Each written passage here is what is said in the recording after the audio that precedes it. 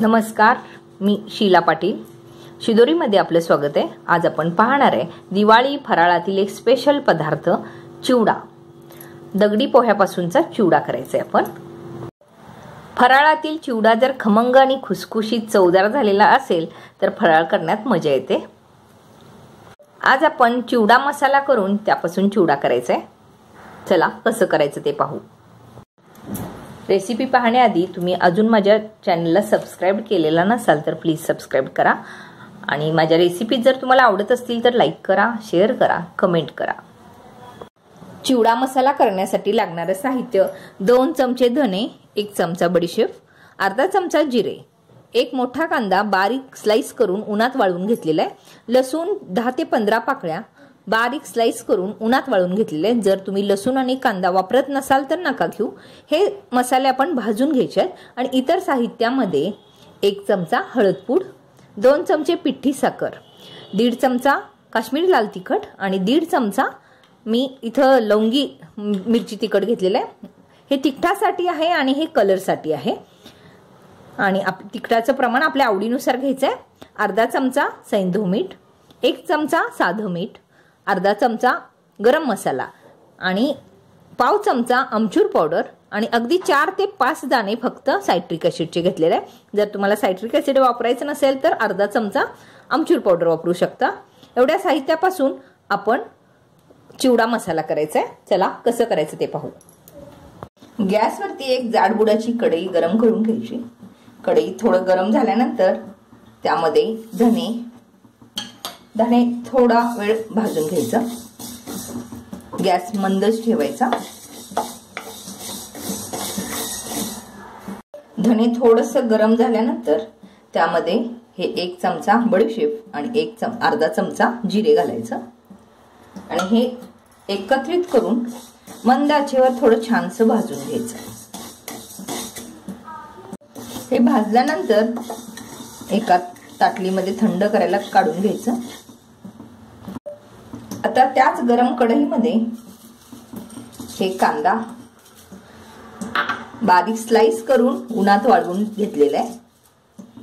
1 मोठा कांदा होता आणि 10 ते 12 लसणाच्या पाकळ्या मी बारीक स्लाइस करून उन्हात वाळवून घेतलेल्या आहेत.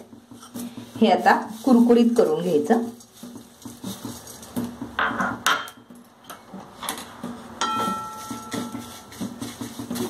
गॅस एकदम बारीकच राहू दे.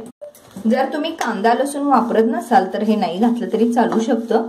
बाजारामध्ये कांदा पावडर आणि लसूण पावडर पण मिळू शकते, ते पण तुम्ही वापरू शकता. थोडं कुरकुरीत झाल्यानंतर हे पण थंड करायला काढून घ्यायचं.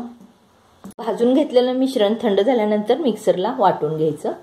वाटून घेतलेल्या मिश्रणामध्ये आमचूर पावडर आणि सायट्रिक ॲसिडचे 3-4 खडे हे घातलेले आहेत.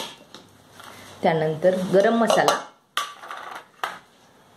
साधं मीठ, सैंधव मीठ, हे 1 चमचा साधं मीठ, अर्धा चमचा सैंधव मीठ आपल्या चवीनुसार घ्यायचं आहे. इथं काश्मीरी लाल तिखट आणि आपलं बेडगी किंवा तिखट लवंगी मिरचीचं तिखटासाठी लवंगी मिरचीचं वापरलेलं आहे. हे एकत्र करून घालायचं. हे सगळं एकत्रित वाटून घेऊ शकतो. 1 किलो पोहेसाठी आपला चिवडा मसाला तयार झालेला आहे.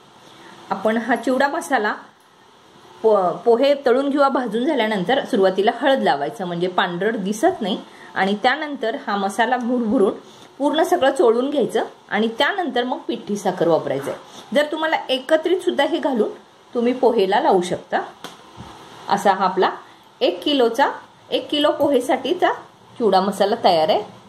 हा आपला 1 किलो पोहेसाठीचा चिवडा मसाला तयार झाला. आपण पोहे भाजून किंवा तळून घेतल्यानंतर हे लगेच भुरभुरू शकतो आणि त्याला चोळून आपण चिवडा तयार करू शकतो. चिवडा करण्यासाठी लागणारं साहित्य: तळण्यासाठी तेल, पोहे दगडी पोहे येते 1 किलो हे तळून घ्यायचे असतात, 250 ग्रॅम शेंगदाणे, 100 ग्रॅम फुटाण डाळ, कढीपत्ता भरपूर 1 बाउल भरून घेतलेला आहे. ड्रायफ्रुट्स आपल्या आवडीनुसार घ्यायचे आहे. इथं बदाम, काजू आणि बेदाणे घेतलेले आहेत. आपला तयार चिवडा मसाला, त्यानंतर भुरभुरण्यासाठी हळद आणि पिठी साखर. एवढ्या साहित्यापासून आपण चिवडा करायचा आहे. गॅसवरती एका कढईमध्ये तेल तापवायला ठेवायचं. तेल तापले की नाही पाहण्यासाठी वरती आले म्हणजे तापलेलं आहे. ह्या स्टेजला आपण पोहे घालू शकतो. एक चाळण ठेवायचं म्हणजे असं, आणि त्यामध्ये थोडे थोडे पोहे घालून हे तळून घ्यायचे. गॅस मोठाच राहू दे म्हणजे हे छान फुललं जातं. हे बघा, हे असं छान फुललं जातं. निथळून घ्यायचं आणि एका टोपलीमध्ये काढून घ्यायचं. ह्या पद्धतीने बाकीचे सगळेच तळून घ्यायचं. गॅसवरती एका कढईमध्ये तेल तापवायला ठेवले. त्या तेलामध्ये शेंगदाणे घालायचे. चांगला तडतड आवाज येऊपर्यंत हे तळून घ्यायचं. कच्चही ठेवायचं नाही आणि जास्त करपू पण द्यायचं नाही. शेंगदाणे तळून झाले, हे आता आपण काढून घेऊया. त्यातलं तेल निथळून घ्यायचं. आता तेलामध्ये कढीपत्ता तळून घ्यायचं. हा कुरकुरीत झालेला कढीपत्ता बाजूला काढून ठेवायचा. गॅस बारीकच असू दे. किंचित लालसर झाल्यावरती हे काढून घ्यायचं. आता काजूचे तुकडे तळून घ्यायचे. तळून घेतलेले सगळे पदार्थ आता एका मोठ्या भांड्यामध्ये घालून घ्यायचं. मोठ्या भांड्यामध्ये घातल्यानंतर या पद्धतीने हलवून सर्व मिश्रण एकत्र करून घ्यायचं. सुरुवातीला 1 चमचा हळद त्याला लावायचं. पूर्ण सगळीकडे लागू द्यायचं. परत हे एकत्र करायचं या पद्धतीनं. त्यामध्ये हे तळून घेतलेलं कढीपत्ता घालायचं. परत सगळं मिश्रण एकत्र करायचं.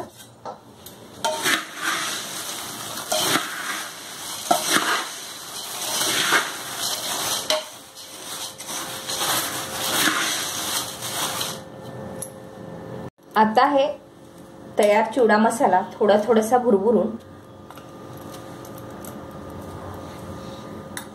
परत हे असं एकत्र करायचं. हलक्या हाताने केल्यामुळं पोहे मोडले जात नाही.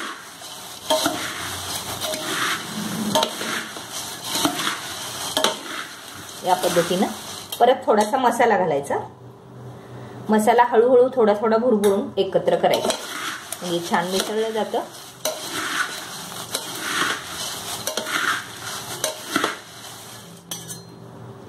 सर्व मसाला मिसळला गेलाय.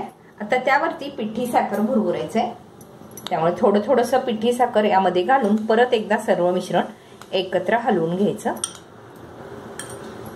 तिखट, साखर, मीठ हे आपापल्या आवडीनुसार बघायचं. एकदा चव बघायची आणि काय गरज लागेल ते यामध्ये आणि परत मिक्स करायचं.